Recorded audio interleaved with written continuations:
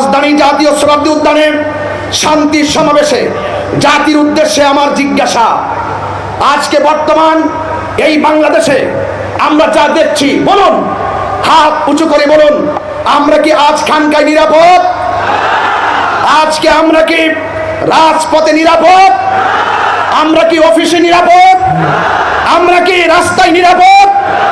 আমরা এতই নির্লজ্জ, আমাদের সমাজের কিছু মানুষ এতই নির্লজ্জ, বেহায়াপনায় নিমজ্জিত হয়েছে, যারা রাসূল পাকের শুভ আগমনের দিনে, শুভ আগমনের চাঁদে তারা এই দুনিয়ার উপরের মানুষগুলো ওই হায়নাদের কাছে যেমন নিরাপদ না, তাদের কাছে আজকে অন্ধকার কবরে যারা চিরদিনের জন্য চলে যায়, সেই লাশ পর্যন্ত ওই হায়নাদের কাছে নিরাপদ না।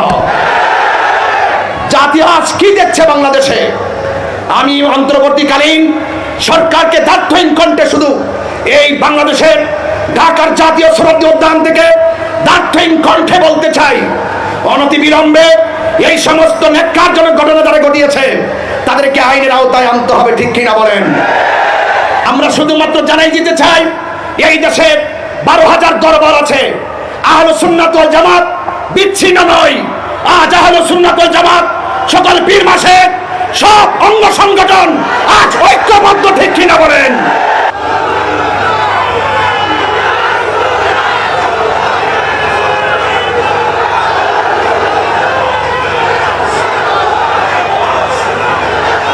আমার সুন্নি জনতা এই দেশের ক্রাইসিস মুভমেন্টে, কোন সংকটে, কোন দুর্যোগে, এই দেশের সার্বভৌমত্ব রক্ষায়, এই দেশের ধর্মের সুরক্ষায়, সম্প্রীতি রক্ষায় যদি আমাদেরকে কখনো ডাক দেওয়া হয়, আমরা কি এভাবে, আমরা কি রাজপথে আসতে প্রস্তুত আছে?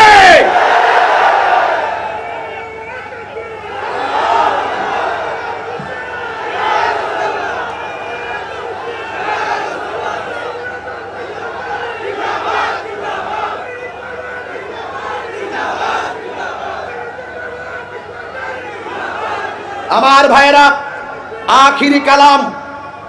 আখিরি কালাম আমি সরকার প্রধানকে আন্তরিকভাবে বলে দিতে চাই, তো যারা এই মৃত লাশকে উপরে তুলে আঘাত করে আগুন দিয়ে পোড়ায়, এরা কখনো সভ্য জাতি হতে পারে না।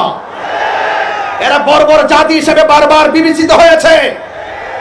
আমি মনে করি বিগত দিনে, গত 2024 5ই আগস্টের পরে আমাদের এই দেশে যেইভাবে আমাদের 90টি মাজার ভাঙচুর করা হয়েছে, ওই সময় যদি ওই ধর্মান্ধদের লাগাম টেনে দেওয়া হতো, তাহলে আজকে কবরের লাশের গায়ে আগুন ধরাতে পারত না। কথা বলে ঠিক কিনা? এই জন্য পবিত্র ঈদে মিলাদুন নবী সাল্লাল্লাহু আলাইহি সাল্লাম উপলক্ষে জশ্নে জুলুস আলমদলিতে আমাদের দেশবাসীর উদ্দেশ্যে বার্তা হলো এতটুকুই, আল্লাহর হাবিবে পৃথিবীতে এসেছেন, শান্তির বার্তা নিয়ে এসেছেন। লাকাদ কানা লাকুম ফি রাসূলিল্লাহি উসওয়াতুন হাসানাহ। রাসূল পাক সাল্লাল্লাহু আলাইহি সাল্লাম আমাদের জন্য উত্তম আদর্শ, আমাদের জন্য মডেল। আমি মনে করি পবিত্র ঈদে মিলাদুন নবী সাল্লাল্লাহু আলাইহি সাল্লাম উপলক্ষে আল্লাহর হাবিবের শুভ আগমনে এইভাবে যদি কাঁধে কাঁধ মিলিয়ে আমরা যদি ঐক্যবদ্ধভাবে রাজপথে সম্প্রীতির মেসেজ জানান দিতে পারি, এই দেশে ধর্মান্ধতা থাকবে না, ধর্মদ্রোহিতা থাকবে না, মারামারি থাকবে না, কাটাকাটি থাকবে না, বোমাবাজি থাকবে না। কথা বলেন ঠিক কিনা বলেন? এই দেশে শান্তি প্রতিষ্ঠায় আজকের এই ঐতিহাসিক ঢাকার জাতীয় উদ্যানে, সোহরাওয়ার্দী উদ্যানের এই প্রোগ্রামটি যথেষ্ট প্রাসঙ্গিক।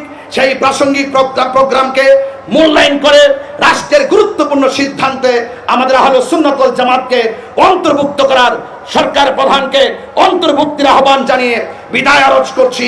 আসসালামু আলাইকুম ওয়া রাহমাতুল্লাহি ওয়া বারাকাতুহু।